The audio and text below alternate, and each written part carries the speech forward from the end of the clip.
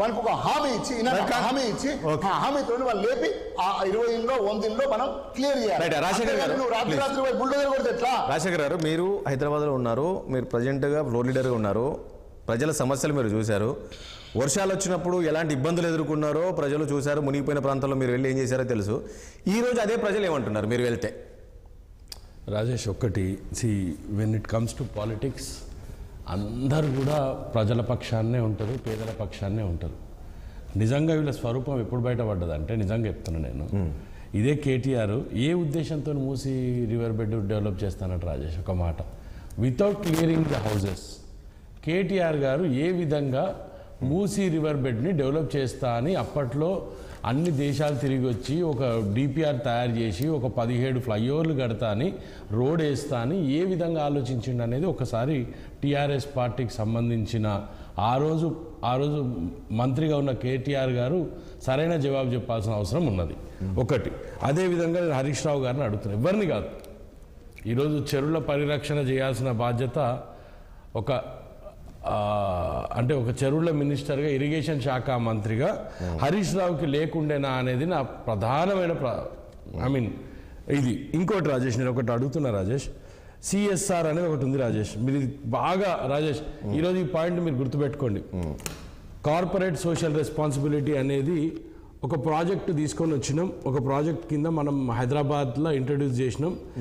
ఎన్ని స్కూళ్లకు ఆ సిఎస్ఆర్ వర్తించింది అనేది ఒక్కసారి మీరు తీసుకుంటే, ఎన్ని చెరువులకు ఆ సిఎస్ఆర్ వర్తించనేది ఆలోచన చేయరి. సిఎస్ఆర్ కింద నీకు ఏ అధికారం ఉందని నువ్వు బండ్ ఫిక్స్ చేయించిన వానితోటి? ఎఫ్టీఎల్ ఎక్కడుందని నువ్వు ఫిక్స్ చేయకుండా వాని బండ్ ఫిక్స్ చేసి బండు బయట ఉన్న భూమి అంతా మీలాంటి వాళ్ళకు కిడ్ ప్రోలో ఇచ్చేసినప్పుడు ఈ విధంగా జరగకుంటే ఏ విధంగా జరుగుతుంది కాదు రాజశేఖర్, నేను ఏమంటున్నా, అదన్నీ మీరు పేదల ఇల్లు కొట్టడం ఈ రోజు మంచి ఉద్దేశంతో ఇదే స్టార్టింగ్ లో ప్రజలందరూ స్వాగతించారు, ఈ రోజు ఎందుకు వ్యతిరేకిస్తున్నారు? పాయింట్ గుర్తుపెడతారు. ఈ రోజు తిడుతున్న ప్రజలే రేపు మమ్మల్ని మెచ్చుకుంటారు. పర్సంటేజ్ ఆఫ్ ప్రజలు ఇబ్బంది పడుతున్నారు, దానిలో పర్సంటేజ్ ఆఫ్ ప్రజలు ఇబ్బంది పడుతున్న పర్సంటేజ్ని కూడా ఖచ్చితంగా కాంగ్రెస్ పార్టీ వాళ్ళకి అండగా ఉంటుంది. ఎవరిని కూడా ఏ ఒక్కరిని కూడా ఇబ్బంది పెట్టకుండా తరలిస్తాం అక్కడి నుంచి. చూస్తూ ఉన్నాము, 4 రోజులుగా మేము చూస్తున్నాము, వాళ్ళు ఏ రకంగా ఆగ్రహం వ్యక్తం చేస్తున్నారు, ఏ రకంగా కామెంట్ చేస్తున్నారు. మీరు ఇంతమంది ఇంత మాట్లాడుతున్నారు కదా, ఇంత ప్రజలు కూడా అంత ఆవేశకు వచ్చారు కదా, ఒక కిలో చూపించండి నేను గులగొట్టింది. మరి ఎందుకు వచ్చారు? మళ్ళీ వాళ్ళు ఎందుకు వచ్చి వాళ్ళని ఎడ్యుకేట్ చేయనికే పోతేనే కదా వీళ్ళు రెచ్చగొడుతున్నది. ఇంకా ఎడ్యుకేషన్లోనే ఉంది కదా. ఎన్ని ఇల్లు గులగొట్టినాం రాజేష్, నువ్వు చెప్పుకొని. నిజంగా మీరు మీ టీవీ పోదాం, అన్న వస్తాడు, మన ఆచార్య గారు వస్తారు. ఒక్క నిమిషం, నేను మీరు మాట్లాడేటప్పుడు నేను డిస్టర్బ్ చేయను. ఆచార్య గారికి మేము ఆచార్య గారు ఒకటే ప్రాంతంలో ఉంటాము, మేమందరం ఎంత సఫర్ అయినామో ఆచార్య గారికి తెలీదా? ఇదే మా లింగోజిగూడ ప్రజలు 2020 వర్షాలల్లా అమ్మో రామచంద్ర అనుకుంటా గిన్నెలన్నీ బయటపడి ఇల్లు లేకుండా ఎంత ఇబ్బంది పడ్డాము, ఎన్ని రోజులు ఇబ్బంది పడ్డాము అనే పరిస్థితుల నుంచి బయటపడుతున్న పరిస్థితులకు రావాలనుకుంటామా? ఇంకా అట్లాంటి పరిస్థితుల్లో ఉండాలనుకుంటామా? ఇదే మూసి పర్వాహిక ప్రాంతం. ఆ రోజు 2020 వరదలు వచ్చినప్పుడు ఈ ప్రజలందరూ గవర్నమెంట్లో తిట్టింది కదా, అదే ప్రజలు వ్యతిరేకంగా ఓటు వేస్తేనే కదా అక్కడ అన్ని బీజేపీ పార్టీ గెలిచింది. ఆ రోజు టీఆర్ఎస్ పార్టీ ఉండే కదా.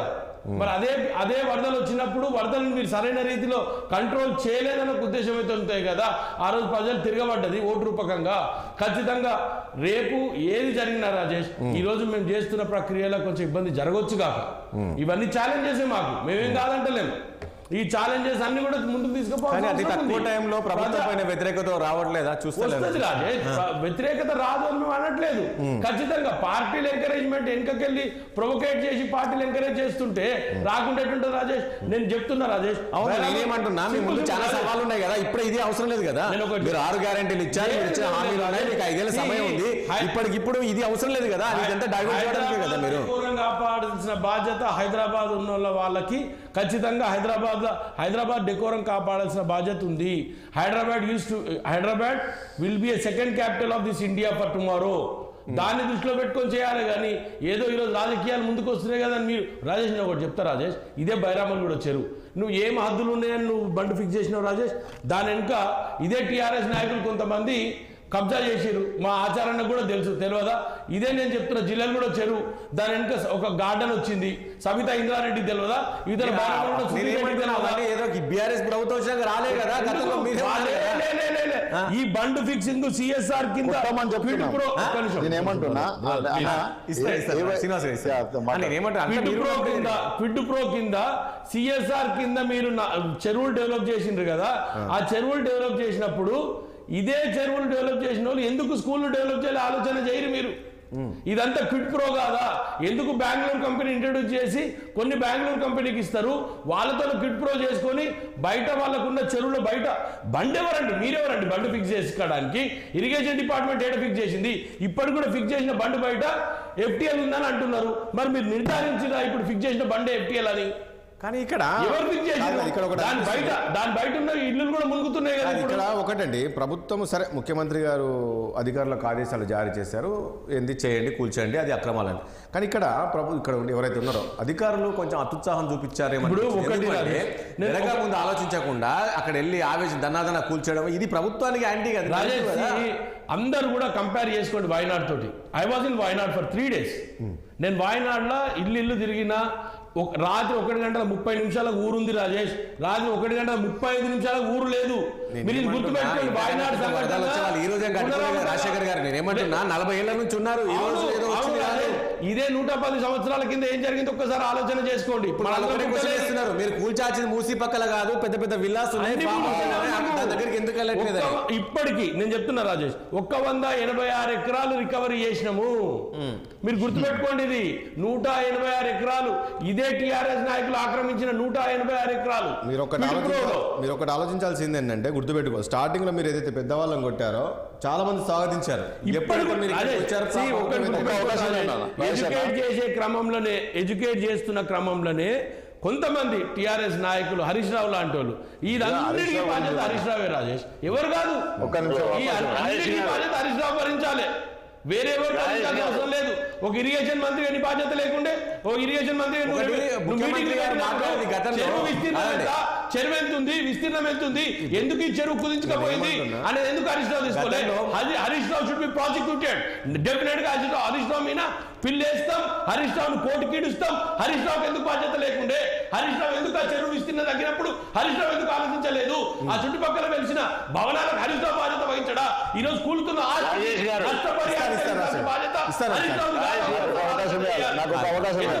ఎగ్జామ్షన్ చేస్తున్నారు. ఆ చెరువు పర్మిషన్ ఇచ్చిన రోజు కేటీఆర్ గారు ఏడిపోయారు. ఆ పర్మిషన్ ఇవన్నీ బీఆర్ఎస్ ప్రభుత్వం వచ్చినాకనే. ఇంకా ఎక్కడ జరగదు రాజేష్. చెప్పుకోండి, 10 సంవత్సరాలలో జరిగిన విధ్వంసం చెరువుల మీద. నేను I'm very soon I'm coming with exhibition in Gandhi Bhavan. I invite అన్న కూడా ఇన్వైట్ చేస్తున్నా, మిమ్మల్ని కూడా ఇన్వైట్ చేస్తా, అన్ని మీడియా సంస్థలకు చెప్తా. 10 సంవత్సరాలు జరిగిన విధ్వంసం ఏ రోజు జరగలేదు. Harish Rao and KTR are held responsible for this. వాళ్ళిద్దరిని ప్రాసిక్యూట్ చేయాల్సిన అవసరం ఉన్నది. వాళ్ళిద్దరిని జైలుకి ఇడుస్తాం, ఖచ్చితంగా న్యాయస్థానంలో వాళ్ళని కోర్టులో నిల్చోబెడతాం. ఈ ప్రజల సొమ్మును ఈ రోజు నేచర్ లాస్ అంటాం. ఇది కూడా మేము కాదంటలేదు, కూలుతున్నదంతా కూడా నేచర్ లాసే, ఏ రోజు కాదనట్లేదు. నేను ఒకటే సింపుల్ గా చెప్తున్నా రాజేష్, ఈ రోజు Harish Rao should be held responsible. ప్రతి చెరువు విస్తీర్ణం ఎంతో చెక్ చేయాల్సిన బాధ్యత ఒక మినిస్టర్ గా నువ్వు ఓటు తీసుకున్న రోజే అంటావు నా బాధ్యత ఉంది, నా ప్రజల్ని కాపాడతా, నాకు ఇచ్చిన పోర్ట్ఫోలియో సంబంధించిన అన్ని కాపాడతా అని చెప్పాల్సిన బాధ్యత. హరీష్ రావు దయ్యాలే వేదాలు వల్లిస్తాయి ఆచార్య మీకు ఇస్తాను ఒక 2 minutes దయ్యాలే వేదాలు వల్లిస్తాయి అంటాం కదన్నా, అట్లుంది.